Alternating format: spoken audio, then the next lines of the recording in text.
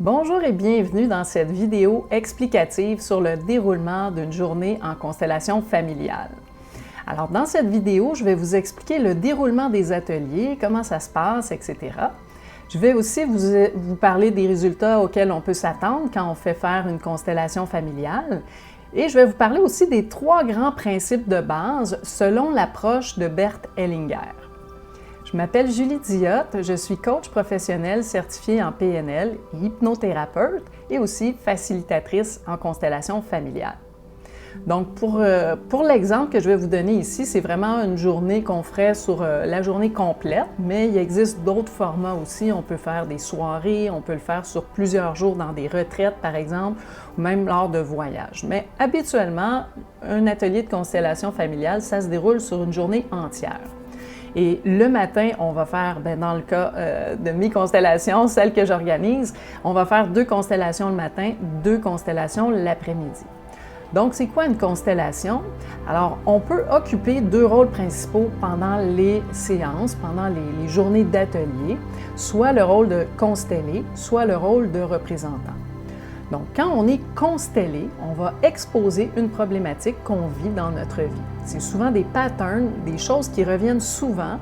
Souvent, les gens qui viennent en constellation familiale ont déjà fait un bout de chemin et ont déjà essayé plusieurs choses, mais n'arrivent pas à se détacher, se défaire de certains mécanismes inconscients, des patterns.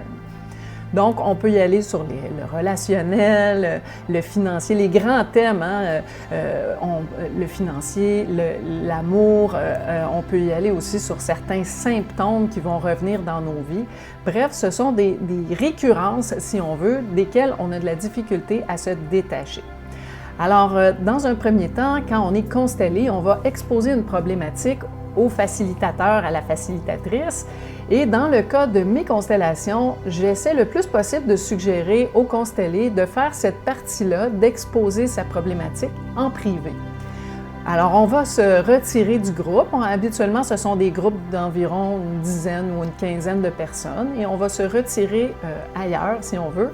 Et je vais poser des questions à la personne qui est constellée, on va aller chercher des informations, on va définir ensemble l'objectif souhaité par la personne, qu'est-ce que la personne souhaite que la constellation lui apporte. Ensuite, on va retourner dans le groupe et là, ce qui est fascinant, c'est que les gens qui sont présents, les représentants, vont aller représenter des membres de votre clan ou encore des concepts, comme par exemple, on pourrait demander à une personne de représenter l'amour ou votre objectif dans votre vie. Donc, on peut faire les deux. Alors, à ce moment-là, les représentants vont être appelés à représenter certains membres ou concepts de votre clan ou de votre système familial. Ça peut être aussi un couple.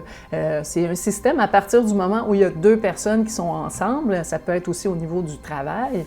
Donc, alors on va demander aux gens qui sont présents de représenter des membres de notre clan. Et là, ces personnes-là vont venir s'installer au milieu du cercle et vont se laisser, si on veut, traverser par ce qui se passe à l'intérieur d'eux à ce moment-là, soit au niveau physique, ça peut être des petits picotements, de la chaleur, des battements cardiaques qui s'accélèrent un peu, des petits changements comme ça qui vont se passer dans le corps. Et il peut y avoir aussi des émotions qui vont surgir à ce moment-là, un peu de façon inattendue. La personne ressent tout à coup, ça peut être la tristesse, ça peut être la joie, ça peut être une attirance vers un autre membre, un autre représentant, etc. Donc, il y a toutes sortes de choses qui se passent à ce moment-là. La question qu'on me pose souvent aussi, c'est est-ce que moi, je vais ressentir, vu que je suis quelqu'un qui bloque beaucoup ses émotions, puis quand on me demande comment je me sens et tout ça, c'est toujours un peu difficile pour moi de répondre. Sachez que dans les constellations familiales, il y a quelque chose d'un peu magique, c'est qu'on n'est jamais choisi par hasard. Donc, si vous êtes quelqu'un qui avait de la difficulté à exprimer vos émotions, c'est fort possible que vous soyez choisi pour représenter des membres du clan de la personne qui ont de la difficulté à exprimer leurs émotions. Donc, tout le monde peut y arriver, tout le monde va ressentir des choses, va avoir une intuition, quelque chose qui va se passer.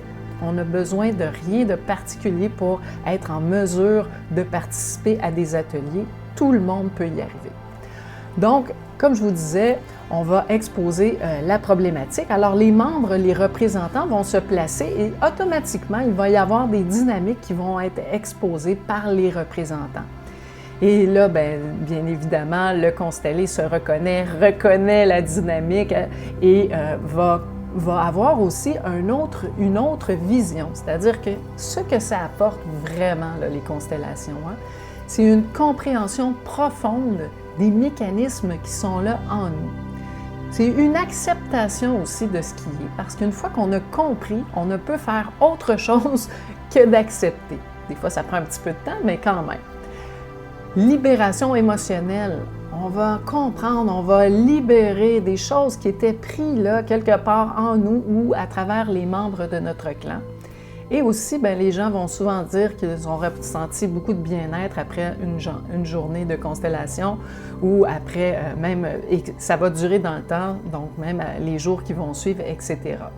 Donc ici, le but de ces ateliers-là, c'est vraiment de vivre des libérations, des compréhensions profondes et ça amène aussi une certaine paix intérieure.